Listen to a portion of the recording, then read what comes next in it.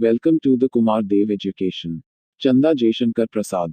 चैत्र कृष्णाष्टमी का चंद्रमा अपना उज्ज्वल प्रकाश चंद्रप्रभा के निर्मल जल पर डाल रहा है। गिरी श्रेणी का तरुवर अपने रंग को छोड़कर धवलित हो रहे हैं। कल नादिनी समीर के संग धीरे धीरे बह रही है।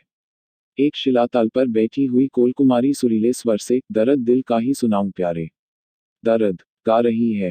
गीत अधूरा ही है का। अकस्मात एक कोल युवक धीर पद संचालन करता हुआ उस रमणी के सम्मुख आकर खड़ा हो गया। उसे देखते ही रमणी की हृदय तंत्री बज उठी। रमणी बाह्य स्वर भूलकर आंतरिक स्वर से सुमधुर संगीत गाने लगी और उठकर खड़ी हो गई। प्रणय के वेग को सहन न करके वर्षा वारिपुरिता स्तोतस्विनी के समान कोलकुमार के कंदकूल से रमणी ने आलिंगन किया।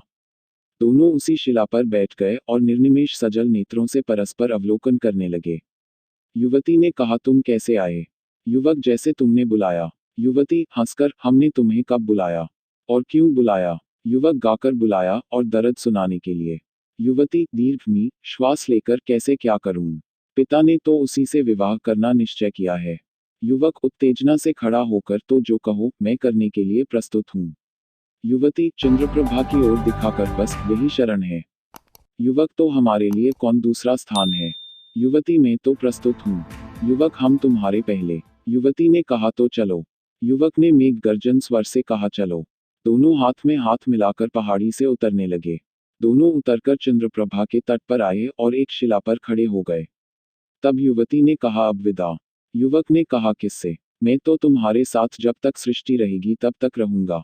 इतने ही में शाल वृक्ष के नीचे एक छाया दिखाई पड़ी और वह इन्हीं दोनों की ओर आती हुई दिखाई देने लगी। दोनों ने चकित होकर देखा कि एक कोल खड़ा है। उसने गंभीर स्वर से युवती से पूछा, चंदा, तू यहाँ क्यों आई? युवती, तुम पूछने वाले कौन हो? आगंतुक। युवक, मैं तुम्हारा भावी पति रामू हूँ। युवती, मैं तुमसे ब्याह न करूंगी। आगंतुक। युवक, फिर किससे तुम्हारा ब्याह होगा? युवती ने पहले के आए हुए युवक की ओर इंगित करके कहा, इन्हीं से। आगंतुक। युवक से अब न सहा गया। घूमकर पूछा, क्यों हीरा? तुम ब्याह करोगे? हीरा, तो इसमें तुम्हारा क्या तात्पर्य है? रामू, तुम्हें इससे अलग हो जाना चाहिए। हीरा, क्यों, तुम कौन होते हो? रामू, हमारा इससे संबंध पक्का हो चुका है। हीरा, पर जिससे संबंध होने वाला है वह सहमत न हो तब। रामू, क्यों? चंदा, क्या कहती हो? चंदा, मैं तुमसे ब्याह न करूंगी। रामू, तो हीरा से भी तुम ब्याह नहीं कर सकती। चंदा, क्यों? रामू, हीरा से अब हमारा तुम्हारा फैसला हो जाना चाहिए, क्योंकि एक म्यान में दो तलवारें नहीं रह सकती। इतना कहकर हीरा के ऊपर झपटकर उसने अचानक छुरे का वार किया। हीरा यद्यपि सचेत हो रहा था, पर उसको संभलने में विलंब हुआ। इससे घाव लग गया और वह वक्ष थाम कर बैठ गया। इतने में चंदा जोर से क्रंदन कर उठी, साथ ही एक वृद्ध भी लाता हुआ दिखाई पड़ा। तो युवती मुंह ढांपकर रो रही है और युवक रक्ताक्त छुरा लिए घृणा की दृष्टि से खड़े हुए हीरा की ओर देख रहा है। विमल चंद्रिका में चित्र की तरह वे दिखाई दे रहे हैं। वृद्ध को जब चंदा ने देखा तो और वेग से रोने लगी। उस दृश्य को देखते ही वृद्ध कोलपति सब बात समझ गया और रामू के समीप जाकर छुरा उसके हाथ से ले लिया और आज्ञा के स्वर में कहा, तुम दोनों हीरा को उठाकर नदी के समीप ले चलो। इतना कहकर वृद्ध उन सबों के साथ आकर नदी तट पर जल के समीप खड़ा हो गया। रामू और चंदा दोनों ने मिलकर उसके घाव को धोया और हीरा के मुंह पर छींटा दिया, जिससे उसकी मूर्छा दूर हुई। तब वृद्ध ने सब बातें हीरा से पूछी। पूछ लेने पर रामू से कहा, क्यों, यह सब ठीक है? रामू ने कहा, सब सत्य है। वृद्ध, तो तुम अब चंदा के योग्य नहीं हो और यह छुरा भी जिसे हमने तुम्हें दिया था तुम्हारे योग्य नहीं है। तुम शीघ्र ही हमारे जंगल से चले जाओ, नहीं तो तुम्हारा हाल महाराज से कह देंगे और उसका क्या परिणाम होगा सो तुम स्वयं समझ सकते हो। हीरा की ओर देखकर, बेटा, तुम्हारा घाव शीघ्र अच्छा हो जाएगा, घबराना नहीं, चंदा तुम्हारी ही होगी। यह सुनकर चंदा और हीरा का मुख प्रसन्नता से चमकने लगा, पर हीरा ने लेटे ही लेटे हाथ जोड़कर कहा, पिता, एक बात कहनी है, यदि आपकी आज्ञा हो। वृद्ध, हम समझ गए बेटा। रामू विश्वासघाती है। हीरा, नहीं पिता, अब वह ऐसा कार्य नहीं करेगा। आप क्षमा करेंगे, मैं ऐसी आशा करता हूँ। वृद्ध, जैसी तुम्हारी इच्छा। कुछ दिन के बाद जब हीरा अच्छी प्रकार से आरोग्य हो गया, तब उसका ब्याह चंदा से हो गया। रामू भी उस उत्सव में सम्मिलित हुआ, पर उसका बदन मलिन और चिंतापूर्ण था। वृद्ध कुछ ही काल में अपना पद हीरा को सौंप स्वर्ग को सिधारा। हीरा और चंदा सुख से विमल चांदनी में बैठकर पहाड़ी झरनों का कलनादमय आनंद संगीत सुनते थे। 3 अंशुमाली अपनी तीक्ष्ण किरणों से वन्य देश को परितापित कर रहे हैं। मृगसिंह एक स्थान पर बैठकर छाया सुख में अपने बैर भाव को भूलकर ऊँघ रहे हैं। चंद्रप्रभा के तट पर पहाड़ी की एक गुहा में, जहाँ की छतनार पेड़ों की छाया उष्ण वायु को भी शीतल कर देती है, हीरा और चंदा बैठे हैं। हृदय के अनंत विकास से उनका मुख प्रफुल्लित दिखाई पड़ता है। उन्हें वस्त्र के लिए वृक्षगण वल्कल देते हैं, भोजन के लिए प्याज, मेवा इत्यादि जंगली सुस्वादु फल, शीतल स्वच्छंद पवन, निवास के लिए गिरी गुहा, प्राकृतिक झरनों का शीतल जल उनके सब अभावों को दूर करता है और सबल तथा स्वच्छंद बनाने में ये सब सहायता देते हैं। उन्हें किसी की अपेक्षा नहीं पड़ती। अस्तु, उन्हीं सब सुखों से आनंदित व्यक्तित्व चंद्रप्रभा के जल का कलनाद सुनकर अपनी हृदय वीणा को बजाते हैं। चंदा प्रिय, आज उदासीन क्यों हो? हीरा नहीं तो मैं यह सोच रहा हूं कि इस वन में राजा आने वाले हैं। हम लोग यद्यपि अधीन नहीं हैं तो भी उन्हें शिकार खिलाया जाता है और इसमें हम लोगों की कुछ हानि भी नहीं है। उसके प्रतिकार में हम लोगों को कुछ मिलता है, पर आजकल इस वन में जानवर दिखाई नहीं पड़ते। इसलिए सोचता हूं कि कोई शेर या छोटा चीता भी मिल जाता तो कार्य हो जाता। चंदा खोज किया था। हीरा हाँ, आदमी तो गया है। इतने में एक कोल दौड़ता हुआ आया और कहा राजा आ गए हैं और तहखाने में बैठे हैं। एक तेंदुआ भी दिखाई दिया है। हीरा का मुख प्रसन्नता से चमकने लगा और वह अपना कुल्हाड़ा संभालकर उस आगंतुक के साथ वहां पहुंचा जहां शिकार का आयोजन हो चुका था। राजा साहब झंझरी में बंदूक की नाल रखे हुए ताक रहे हैं। एक ओर से बाजा बज उठा। एक चीता भागता हुआ सामने से निकला। राजा साहब ने उस पर वार किया। गोली लगी पर चमड़े को छेदती हुई पार हो गई, इससे वह जानवर भागकर निकल गया। अब तो राजा साहब बहुत ही दुखित हुए। हीरा को बुलाकर कहा क्यों जी, यह जानवर नहीं मिलेगा? उस वीर कोल ने कहा क्यों नहीं। इतना कहकर वह उसी ओर चला। झाड़ी में, जहां वह चीता घाव से व्याकुल बैठा था, वहां पहुंचकर उसन देखना आरंभ किया। क्रोध से भरा हुआ चीता उस कोल युवक को देखते ही झपटा। युवक असावधानी के कारण वार न कर सका, पर दोनों हाथों से उस भयानक जंतु की गर्दन को पकड़ लिया और उसने भी इसके कंधे पर अपने दोनों पंजों को जमा दिया। दोनों में बल प्रयोग होने लगा। थोड़ी देर में दोनों जमीन पर लेट गए। 4. यह बात राजा साहब को विदित हुई। उन्होंने उसकी मदद के लिए कोलों को जाने की आज्ञा दी। रामू उस अवसर पर था।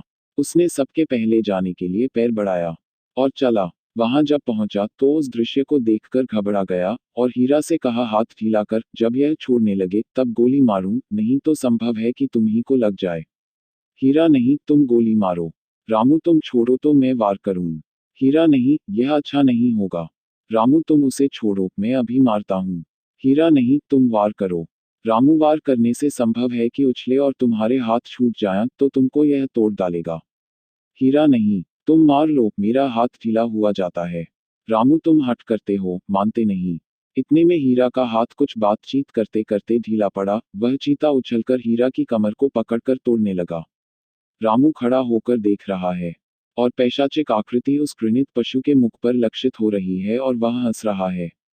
हीरा टूटी हुई सांस से कहने लगा अब भी मार ले। रामू ने कहा अब तू मर ले, तब वह भी मारा जाएगा। तूने हमारा हृदय निकाल लिया है। तूने हमारा घोर अपमान किया है, उसी का प्रतिफल है। इसे भोग। हीरा को चीता खाए डालता है, पर उसने कहा नीच। तू जानता है कि चंदा अब तेरी होगी। कभी नहीं। तू नीच है, इस चीते से भी भयंकर जानवर है। रामू ने पैशाचिक हंसी हंसकर कहा चंदा अब तेरी तो नहीं है, अब वह चाहे जिसकी हो। हीरा ने टूटी हुई आवाज से कहा तुझे इस विश्वासघात का फल शीघ्र मिलेगा और चंदा फिर हमसे मिलेगी। चंदा प्यारी च इतना उसके मुख से निकला ही था कि चीते ने उसका सिर दांतों के तले दाब लिया। रामू देखकर पैशाचिक हंसी हंस रहा था। हीरा के समाप्त हो जाने पर रामू लौट आया और झूठी बातें बनाकर राजा से कहा कि उसको हमारे जाने के पहले ही चीता ने मार लिया। राजा बहुत दुखी हुए और जंगल की सरदारी रामू को मिली।